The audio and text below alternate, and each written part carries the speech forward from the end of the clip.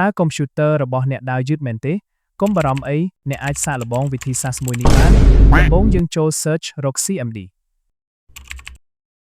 ចុច run as administrator command ទី1ចុច enter រងចាំដំណើរការរួចរាល់ 100% command នេះប្រាស់សម្រាប់ពិនិត្យនិងជួសជុលបញ្ហានៅលើ hard drive ឬ SSD របស់អ្នក command ទី2ចុច enter ចុចអក្សរ Y រួចចុច enter command នេះប្រើប្រាស់សម្រាប់ស្វែងរកនិងជួសជុលរាល់កំហុសឆ្គងទាំងឡាយនៅលើ file system ប្រព័ន្ធគ្រប់គ្រងឯកសារ hard disk ដោយស្វ័យប្រវត្តិ command ទី3ចុច enter វាប្រើរយៈពេលចន្លោះ5ទៅ20នាទីសូមធ្វើការរងចាំរហូតពេញ 100% command នេះគឺប្រើប្រាស់សម្រាប់ពិនិត្យនិងជួសជុលរាល់ឯកសារប្រព័ន្ធ Windows System Files ដែលខូចខាតឬបាត់បង់ command ទី4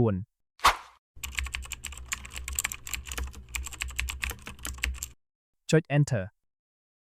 command នេះប្រើប្រាស់សម្រាប់ជួសជុលនិងស្ដារឡើងវិញនៅ component store ឃ្លាំងឯកសារស្នូលរបស់ប្រព័ន្ធ Windows ដែលបានខូចខាតធ្ងន់ធ្ងរដោយទាញយកឯកសារថ្មីល្អៗមកជំនួសពី Windows Update តាមអ៊ីនធឺណិតចំណាំអ្នកអាចប្រើ command នេះបានលុះត្រាតែកុំព្យូទ័ររបស់អ្នកបានភ្ជាប់អ៊ីនធឺណិត